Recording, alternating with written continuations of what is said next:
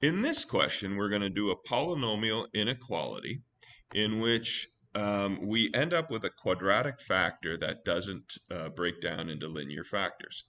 So suppose we were given the equation, the inequality shown. The first thing we would do would be to factor out negative 2x, and we would end up with x to the 4 minus 7x cubed plus 14x squared plus 40x minus 48 is greater than 0.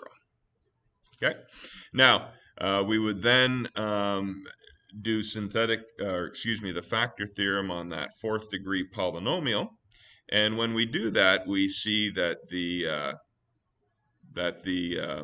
an x value of 1 makes the expression equal to 0. So x minus 1 will be a factor. We do our synthetic division, and we get the cubic factor of x cubed minus 6x squared plus 8x plus 48. Okay, so we've got a factor of x minus 1 and a factor of x cubed minus 6x squared plus 8x plus 48. Now we see that if we let x be negative 2, that cubic is equal to 0, so x plus 2 will be a factor. We do a little bit of synthetic division.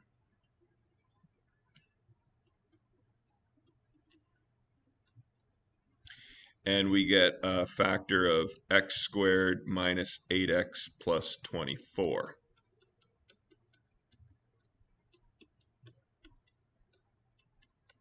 And what we're doing is we're testing if that is greater than 0. Okay, now I'll rewrite that at the top of the next slide, and then we'll have a brief discussion about this. That quadratic factor does not have any real roots. It's x squared minus 8x plus 24 does not have any real roots. If you want to see that, we can use the quadratic formula and see what x equals when we let the expression equal 0.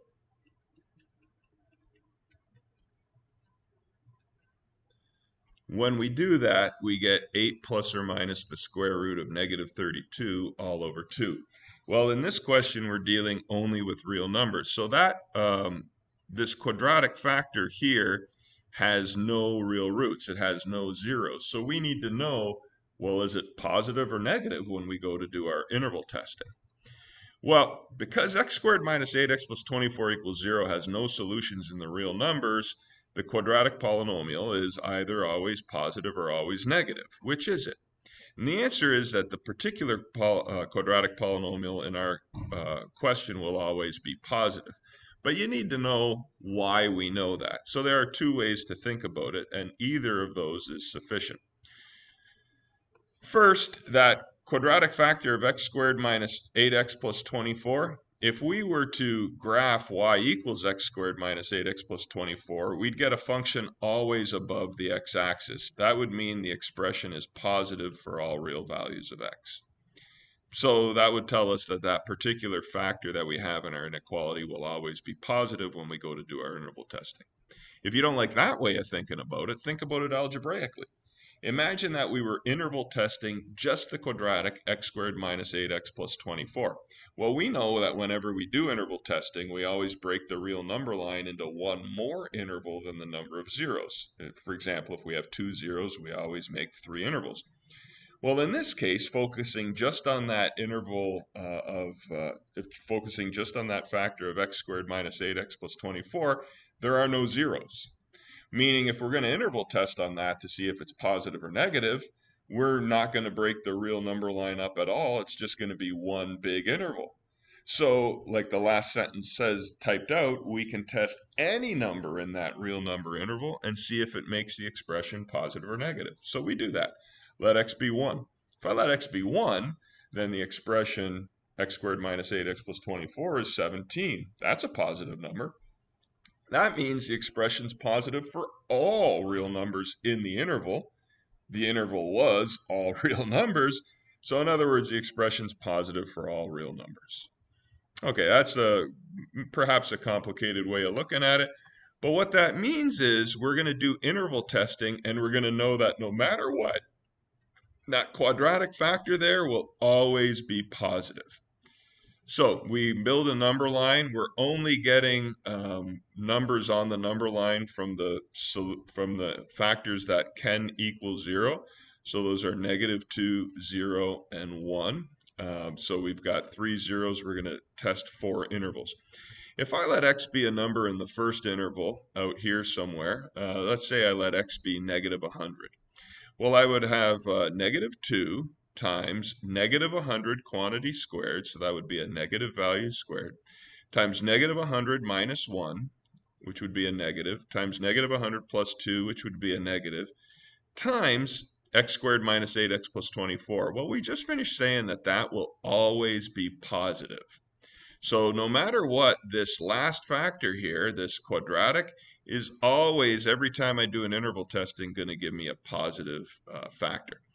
Okay, so now -2 times a negative value squared times a negative value times a negative value would end up being -2. That negative value squared right here will be positive, times a negative times a negative times a positive. Now, -2 times a positive times a negative times a negative times a positive is negative.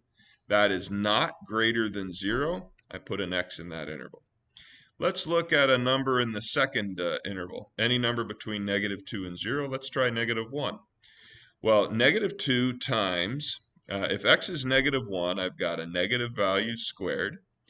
Letting x be -1, x minus 1 would be negative.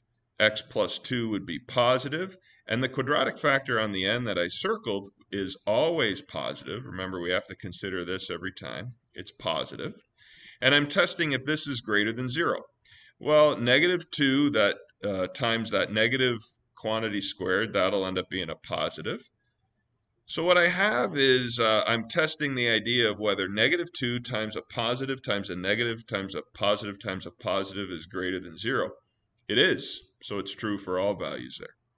Now, if I'm in between 0 and 1, then let x be, let's say, 1/2.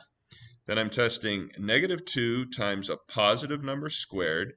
X minus 1 would be negative. X plus 2 would be positive, and that quadratic is always positive for all real numbers. And I would be testing this, is -2 times a positive squared times negative times positive greater than 0? Yes, it is. And finally, if I let x be a number in the fourth interval, let's say I let x be 100, I'd have -2 times a positive number squared times 100 minus 1 would be positive, 100 plus 2 would be positive. The quadratic expression is always positive, and I would be testing whether this -2 times all these positive factors is greater than 0, and that's not true. So I would be able to say that my solution set is the set of all x's, element of the reals, such that -2 is less than x is less than 0, and 0 is less than x is less than 1. Now, you might say, well, should we include the x equals 0? The answer is no. If I was to let x equal 0 in this inequality, I'd have -2 times 0 squared times 0 minus 1 times 0 plus 2 times 0 squared minus 8 times 0 plus 24. And I would be testing whether that was greater than 0. Well, this would be -2 times 0 times -1 times 2 times 24. If you multiply all those numbers out on the left-hand side of that inequality, you get 0. So I'd literally be testing, is 0 greater than 0? That is obviously not the case. So I cannot include a 0 in my solution set. If I want to state my solution in interval notation, which this question asked for, I can do that as well, rather comfortably. So hopefully that made some sense for you, and good luck in future questions.